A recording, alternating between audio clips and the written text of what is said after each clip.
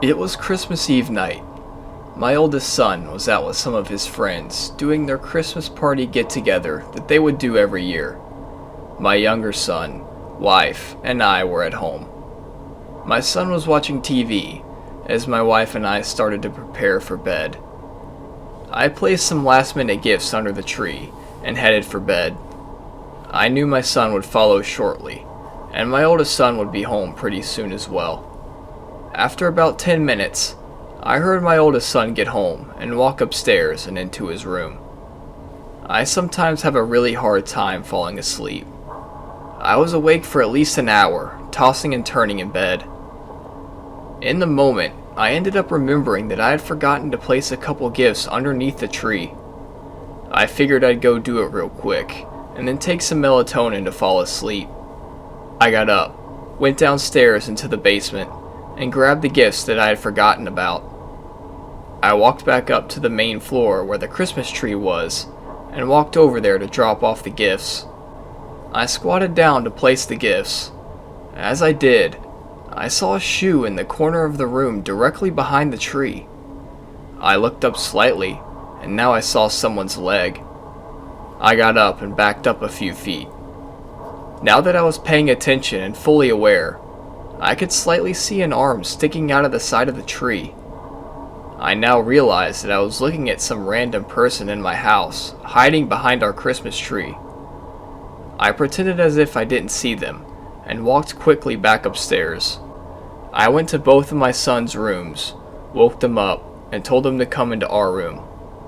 I subsequently woke up my wife, locked the bedroom door, and told everyone what was going on. I got on the phone with the police and described the situation to the operator as quietly as possible. She said someone was close and they would be over in a couple minutes. Each minute that went by felt like an hour as we waited in the bedroom. You can now hear the person downstairs walking around in the kitchen area. Fortunately, he never came upstairs. The police knocked on the door and I went downstairs to unlock it for them. 2 officers entered and began a search of my house, as a third stayed with me and my family, as they all came out from the bedroom. It wasn't long until the 2 police officers came back with a guy in cuffs. He was tall and skinny. He honestly looked like he was on drugs of some kind. The officers told me that he was hiding in one of our closets. The police asked a few more questions before they ended up leaving and taking the guy away with them. Needless to say, no one really slept, and we were all exhausted on Christmas Day. I did a little detective work myself, and realized that the deck door was unlocked, which had to have been the point of entry, since no windows were broken or anything like that.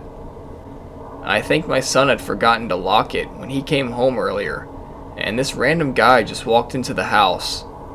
I was a little upset with my son, but ultimately, I was just relieved that nothing was stolen and no one was hurt.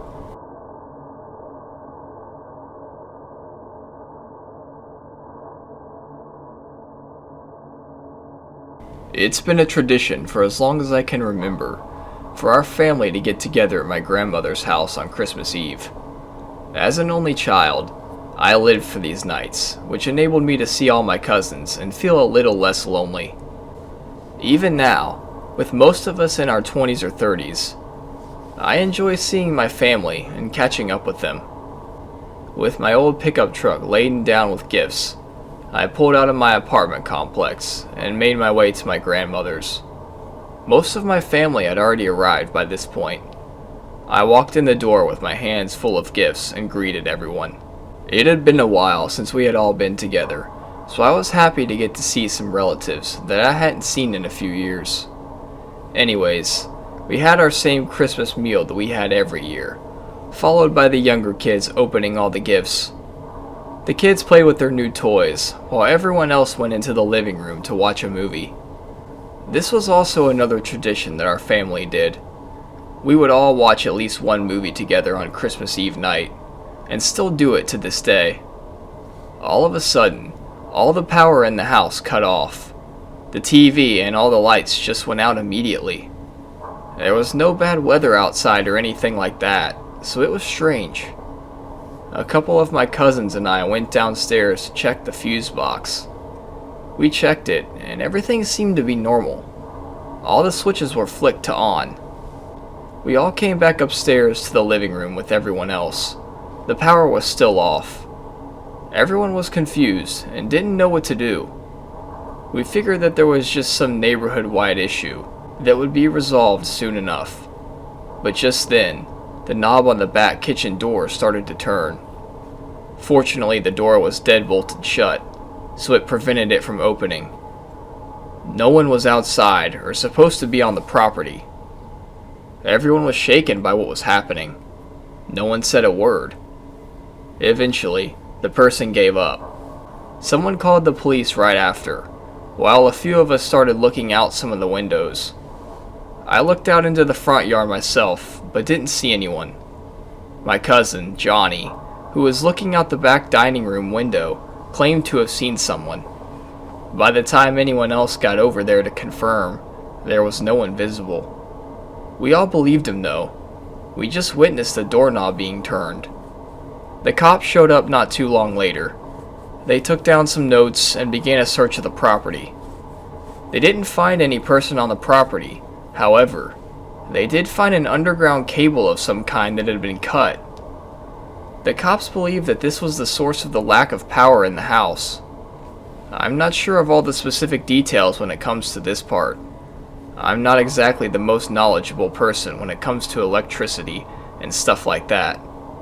Either way, it's a reasonable assumption that the same person who tried to open the back door also cut the power from the outside somehow. The police advised everyone to stay inside and call someone out to fix the line as soon as possible. So, that's what we did. It was definitely a weird Christmas day, but we made the most of it. Eventually, someone was able to get out to my grandmother's house to fix the power. It's an interesting story to tell now, but at the time, I don't think any of us were truly prepared to face the person who was trying to enter the house that night.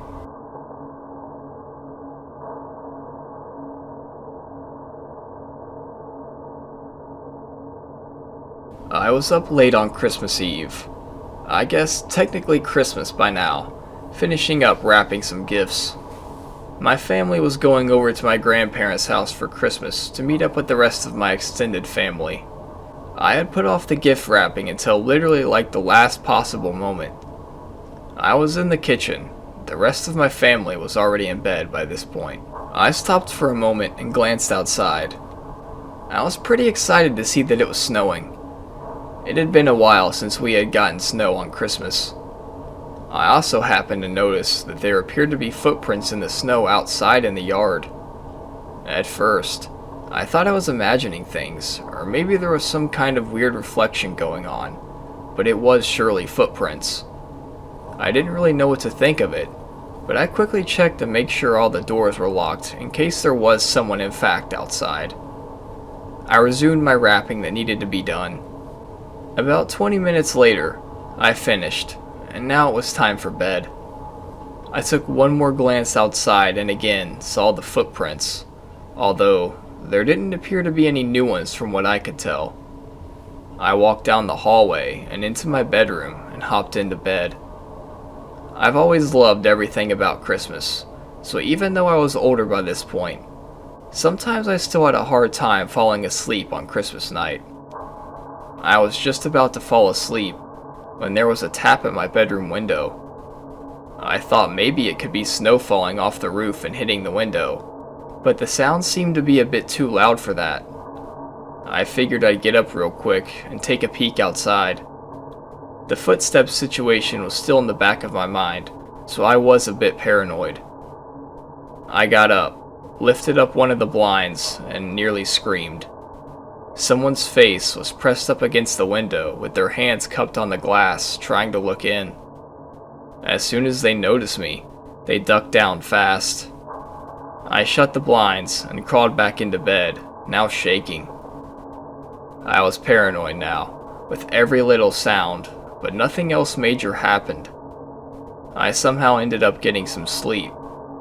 The fact that it was now Christmas and I was spending time with family helped me forget about it for a short time, Still to this day, I haven't even told my parents about what happened. This was last year, so as Christmas approaches again this year, I'm hoping things go a lot less creepy and terrifying this year.